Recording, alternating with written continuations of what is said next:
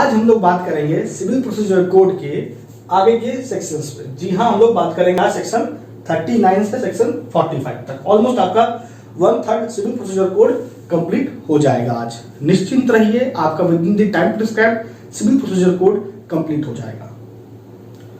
कोई भी personal query हो रहा है आपको, आप मेरा यूट्यूब पे लाइव सेशन होता है डाउट क्लियरिंग सेशन, ठीक 9 बजे यूट्यूब पे, ठीक 9 बजे डाउट क्लियरिंग सेशन होता है रिगार्डिंग सीपीसी। आप उसे अटेंड करो। और अगर कुछ भी आपका पर्सनल क्वेरी है तो आप मुझे इंस्टाग्राम पे फॉलो करो। इंस्टाग्राम पे भी बहुत इंपॉर्टेंट पोस्ट जो है अपलोड होते हैं, जो आपके जुडिशियल एग्जाम के रिगार्डिंग बहुत इंपॉर्टेंट है। तो इंस्टाग्राम पे भी मुझे फॉलो कर लो। इंस्टाग्राम का लिंक आपको मिल जाएगा डिस्क्रिप्शन में। और अभी तक आप हमारे टेलीग्राम जुडिशियल ग्रुप से नहीं जुड़े हो तो टेलीग्राम जुडिशियल ग्रुप से जरूर जुड़ जाओ, उसका भी लिंक डिस्क्रिप्शन में है। सबसे महत्वपूर्ण बात, अगर आप बिगिनर हो, आप जुडिशियल एग्जाम की प्रिपरेशन में लगे हुए हो, तो आप मुझे इंतजार मत करो, विदाउट एनी डिले मुझे अनअकैडमी पे फॉलो करो। अब हम अनअकैडमी पे भी हैं। हम लोग अभी क्या कर रहे हैं अनअकैडमी पे, आपको थोड़ा बता देते हैं। क्रिमिनल प्रोसीजर कोड और इंडियन एविडेंस एक्ट, ये दोनों को लेके चल रहे हैं फ्रॉम द वेरी बिगिनिंग। एक एक चैप्टर का एक एक सेक्शन का एक एक सबसेक्शन, उसके अंतर्गत जो प्रोवाइड हो हर एक बात विद रेलेवेंट केस लॉज। जैसे कि आप जुडिशरी का प्रिपरेशन करते हो तो आपको मैं जुडिशरी का प्रिपरेशन करवा रहा हूं। आपको ये अनुभव हो जाएगा कि बहुत आसान है, घर बैठे भी तैयारी होता है और लॉ पढ़ना तो बहुत ही आसान है। अब क्रिमिनल प्रोसीजर कोड को हम इतना मजबूत कर देंगे कि आपको याद तो दूर की बात है, आपको याद करने की जरूरत नहीं है, आप भूलोगे नहीं प्रोविजंस को, ये मेरा गारंटी है। अटेंड करो live class most importantly free है। लाइव एक्सेल आपको मिल सके इसके लिए आपको अनलॉक कोड यूज करना पड़ेगा। हमारा अनलॉक कोड है लॉ इज लाइफ। याद रखिएगा अनलॉक कोड क्या है, लॉ इज लाइफ। तो कल 24 तारीख है शनिवार, दो लाइव सेशन होने वाला है हमारा, एक रिगार्डिंग क्रिमिनल प्रोसीजर कोड और दूसरा एविडेंस एक्ट। तो क्रिमिनल प्रोसीजर कोड का जो सेशन है वो है ठीक 11 बजे सुबह, चैप्टर 12 के रिगार्डिंग एफआईआर, बहुत इंपॉर्टेंट चैप्टर है, आप जानते हो। उसके बाद इंडियन एविडेंस एक्ट के 2 सेक्शंस को हम लोग कवर अप करेंगे, सेक्शन 6 एंड 7, बहुत इंपॉर्टेंट दोनों सेक्शंस है।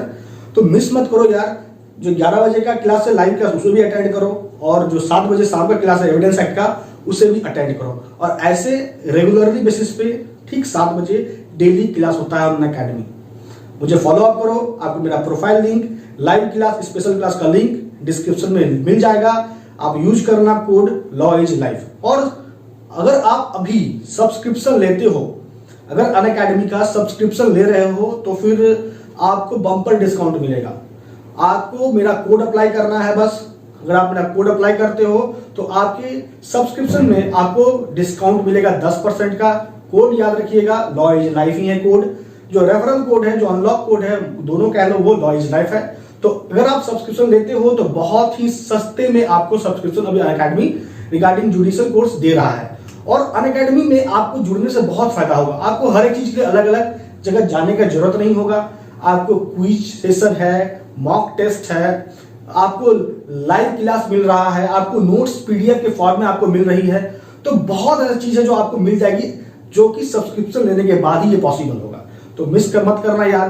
कुछ भी डाउट होगा, डाउट क्लियरिंग सेशन होता है 9 बजे यूट्यूब पे, आप मुझसे पूछ सकते हो। तो चलो बिना अब बात बकवास किए स्टार्ट करते हैं आज के टॉपिक को। तब से हम लोग बात करेंगे ट्रांसफर ऑफ डिग्री। क्या डिग्री ट्रांसफर होगा? तो सबसे पहला बात होगा तो ऑब्जेक्ट क्या होता है डिग्री के ट्रांसफर करने का। याद रखना, जिस कोर्ट ने डिग्री पास किया, अगर वो डिग्री को एग्जीक्यूट नहीं कर पा रहा है तभी डिग्री ट्रांसफर होता है टू दी अनदर कोर्ट। यही एक ऑब्जेक्ट है कि जिस कोर्ट ने डिग्री पास किया वो अपनी डिग्री को एग्जीक्यूट नहीं कर पाता ड्यू टू सर्टेन रीजंस। वो क्या है वो हम आगे बताएंगे। तो ही वो डिग्री को ट्रांसफर करता है टू दी अनदर कोर्ट। अब ट्रांसफर होगा तो किस प्रोसीजर को फॉलो करना पड़ेगा ये देखो। सेक्शन 39 पहला नंबर पॉइंट याद रखो आप लोग कि डिग्री जब भी ट्रांसफर होता है तो एप्लीकेशन पे होता है। और ये एप्लीकेशन कौन देगा? तो डिग्री होल्डर देगा। डिग्री होल्डर की एप्लीकेशन पे ही डिग्री ट्रांसफर होगा। इसलिए हम कह रहे हैं कि क्योंकि सूट जो होता है वो डिफेंडेंट चाहे तो वो सूट को ट्रांसफर करवा सकता है एक कोर्ट से दूसरे कोर्ट में। आपने सेक्शन 22 को पढ़ा होगा तो आपको याद होगा। याद रखिए इस बात को। जैसे सूट को किस केस में डिफाइन किया गया, इससे याद रखिए। किस तरीके से डिफाइन किया गया ये याद रखिए, ये बेसिक पॉइंट है। तो डिग्री होल्डर के एप्लीकेशन पे ही डिग्री ट्रांसफर होगा। तो डिग्री होल्डर एप्लीकेशन फाइल करेगा तो कहां करेगा, तो कहता है उस कोर्ट में करेगा जिस कोर्ट ने डिग्री को पास किया था। क्लियर है? तो जिस कोर्ट ने डिग्री को पास किया उसको एप्लीकेशन जाएगा डिग्री होल्डर के द्वारा। अब देखो जिस कोर्ट के पास एप्लीकेशन किया वो कोर्ट ट्रांसफर कर देगी डिग्री को। अब वो कोर्ट जो ट्रांसफर करेगी डिग्री को तो किस कोर्ट को करेगी, तो वो किसी अन्य कोर्ट को ट्रांसफर कर देगी। किस बात के लिए करेगी, तो एग्जीक्यूशन के लिए करेगी। अब देखो यहां पे देखो, ये तो समझ में आ गया एग्जीक्यूशन के लिए दूसरे कोर्ट को ट्रांसफर होगा। अब आगे टर्म आप लोग बार बार पूछते हो ना, इंटरकनेक्ट कैसे करें। एग्जीक्यूशन आ गया तो एग्जीक्यूशन का प्रोविजन आपको जल्दी से याद रखना होगा, कौन सा है, तो 36 ऑर्डर 21 पूरा डिटेल में बताया एग्जीक्यूशन का मीनिंग, डेफिनेशन, एग्जीक्यूट कैसे होता है, किसके एप्लीकेशन पे होता है, किसके खिलाफ होता है, क्या एग्जीक्यूशन के पहले नोटिस जरूरी है नहीं है और कब है ये बताना है। ये सब बहुत इंपॉर्टेंट पॉइंट एग्जीक्यूशन के रिगार्डिंग आपको देखना चाहिए अगर आपने मिस किया है तो एग्जीक्यूशन का वीडियो लेक्चर को, तो याद रखो इस तरीके से। अब आते हैं कि ट्रांसफर होगा, कौन करेगा, कैसे होगा, किस ग्राउंड पे होगा। तो देखो क्या कहता है, अगर मान लो जिसके खिलाफ डिग्री पास हुआ है, तो जिसके खिलाफ डिग्री पास होता है उसे हम कहते हैं जजमेंट डेटर। अगर जजमेंट डेटर जिस कोर्ट को डिग्री ट्रांसफर हो रहा है फॉर एग्जीक्यूशन, उस कोर्ट के जुरिस्डिक्शन के अंतर्गत रिसाइड करता है, वॉलंटरली बिजनेस कैरी कर रहा है, पर्सनल गेन के लिए कुछ कर रहा है, तो डिग्री ट्रांसफर हो जाएगा। या फिर डिग्री को कोर्ट एग्जीक्यूट करना चाहती है अगेंस्ट प्रॉपर्टी, और जो प्रॉपर्टी है जजमेंट डेटर का with in the jurisdiction of the court which passed the degree, वो प्रॉपर्टी सफिशिएंट नहीं है डिग्री को सेटिस्फाई करने के लिए। जी हां, जिस कोर्ट ने डिग्री पास किया उस कोर्ट के जुरिस्डिक्शन में जो प्रॉपर्टी है जजमेंट डेटर का, उस प्रॉपर्टी से डिग्री सेटिस्फाइड हो नहीं सकता है। लेकिन जजमेंट डेटर का और भी प्रॉपर्टी है जो अनदर कोर्ट के जुरिस्डिक्शन में है, तो फिर अनदर कोर्ट को ट्रांसफर हो जाएगा एग्जीक्यूशन के लिए। या फिर मान लो डिग्री डायरेक्ट कर रहा है, डिग्री जो है रिलेटिंग टू दी सेल और delivery of N immovable property, मतलब डिग्री का संबंध सेल से है या डिलीवरी से है इमूवेबल प्रॉपर्टी का, और जिस इमूवेबल प्रॉपर्टी का सेल या डिलीवरी हो रहा है वो उस कोर्ट के जुरिस्डिक्शन में नहीं है जिस कोर्ट ने डिग्री पास किया है, वो अदर कोर्ट के जुरिस्डिक्शन, अंदर कोर्ट के जुरिस्डिक्शन में है, तो फिर अनदर कोर्ट को डिग्री ट्रांसफर हो जाएगा फॉर एग्जीक्यूशन। और कोई भी अन्य रीजन भी हो सकता है, जब लगता है कोर्ट को, जिस कोर्ट ने डिग्री पास किया कि नहीं डिग्री को ट्रांसफर कर देना चाहिए फॉर एग्जीक्यूशन, तो कर देगी। तो ये 4 ग्राउंड याद रखना है आपको for the transfer of degree. ये था पूरा कंप्लीट। अब देखो यहां पे एक बात याद रखना, किसी अन्य कोर्ट को ट्रांसफर करने के लिए कोर्ट को डिग्री होल्डर का एप्लीकेशन का आवश्यकता पड़ता है। लेकिन अगर एक हायर कोर्ट है,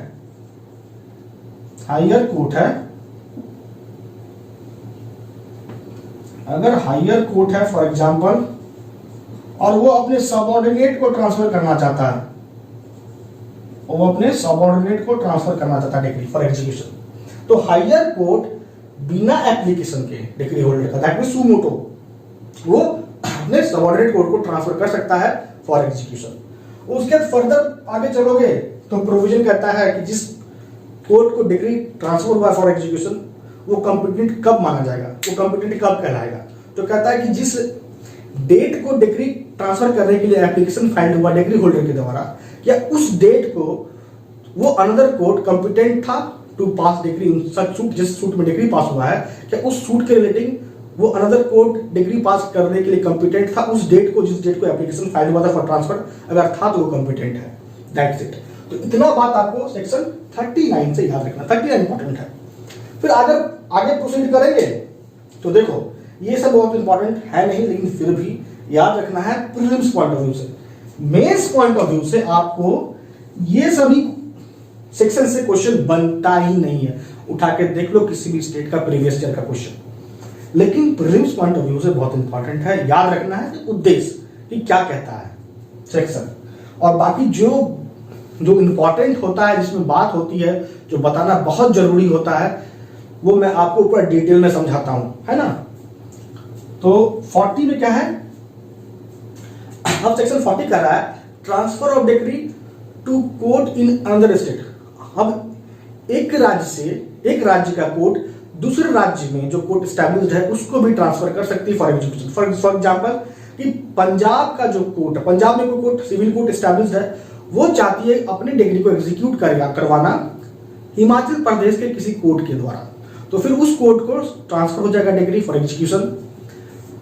लेकिन अब सवाल उठता है कि जो अन्य राज्य में जो कोर्ट है उसको जो ट्रांसफर डिग्री फॉर एग्जीक्यूशन वो एग्जीक्यूट होगा कैसे डिग्री, तो कहता है उस स्टेट में, जिस स्टेट में डिग्री ट्रांसफर हुआ है, जिस अनदर स्टेट के कोर्ट में डिग्री ट्रांसफर हुआ है, उस स्टेट में जो भी रूल्स अप्लाई हो रहा है उसी रूल्स के अकॉर्डिंग डिग्री ट्रांसफर होगा। याद रखिएगा इस बात को, ना कि उस स्टेट के रूल्स के अकॉर्डिंग जिस स्टेट के अंतर्गत वो कोर्ट है जिसने डिग्री पास किया है, वो नहीं।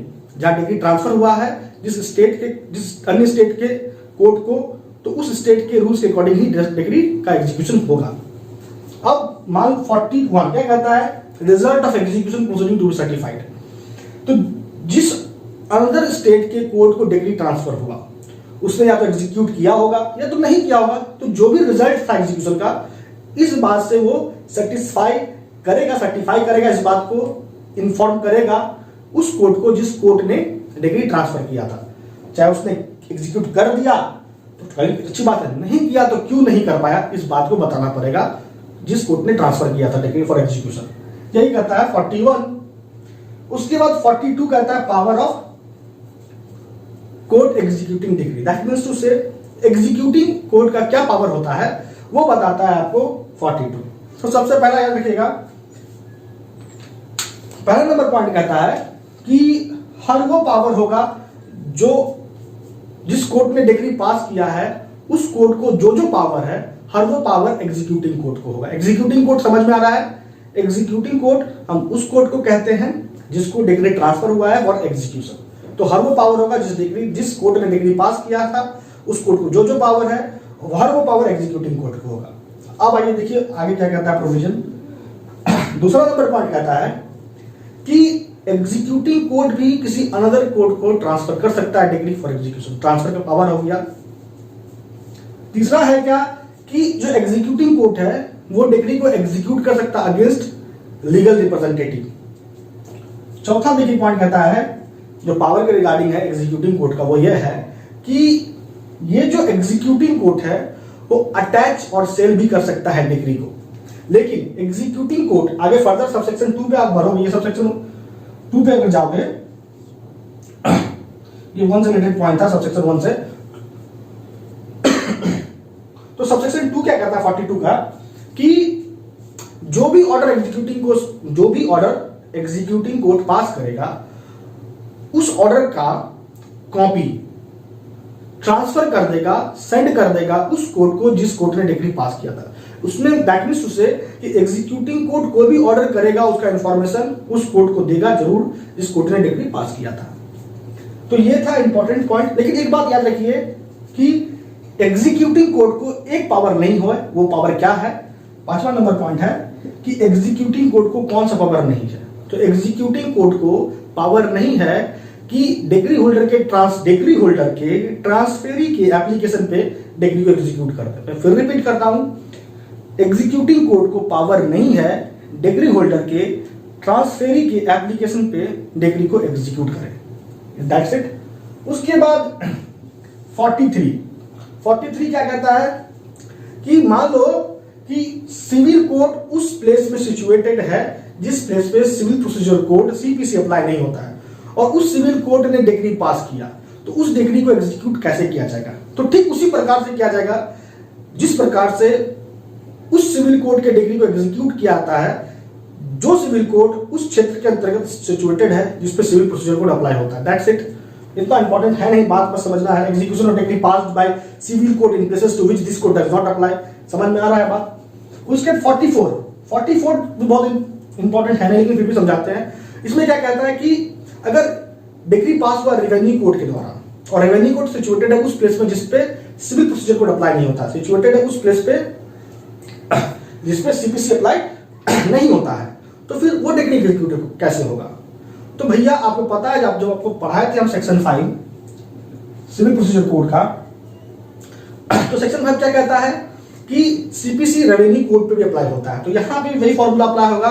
तो कहता है कि अगर डिग्री रेवेन्यू कोड उस रेवेन्यू कोड का होता जो रेवेन्यू कोड उस प्लेस में सिचुएटेड है जिसपे सिविल प्रोसीजर कोड अप्लाई है, तो ठीक उसी तरीके से वैसे रेवेन्यू कोड के डिग्री को भी एग्जीक्यूट किया जाएगा जो उस क्षेत्र में, उस प्लेस पे सिचुएटेड है जिसपे सिविल प्रोसीजर कोड अप्लाई नहीं होता। बस इतना ही जानना और कुछ नहीं।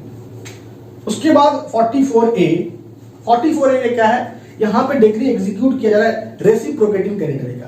अब रेसिप्रोकेटिंग टेरिटरी के लिए आपको फॉरेन रेसिप्रोकल इन्फोर्समेंट एक्ट देखना पड़ेगा। फॉरेन रेसिप्रोकल इन्फोर्समेंट एक्ट देखना पड़ेगा। सबसे पहले तो रेसिप्रोकेटिंग टेरिटरी होता क्या है, कौन होता है, कैसा होता है?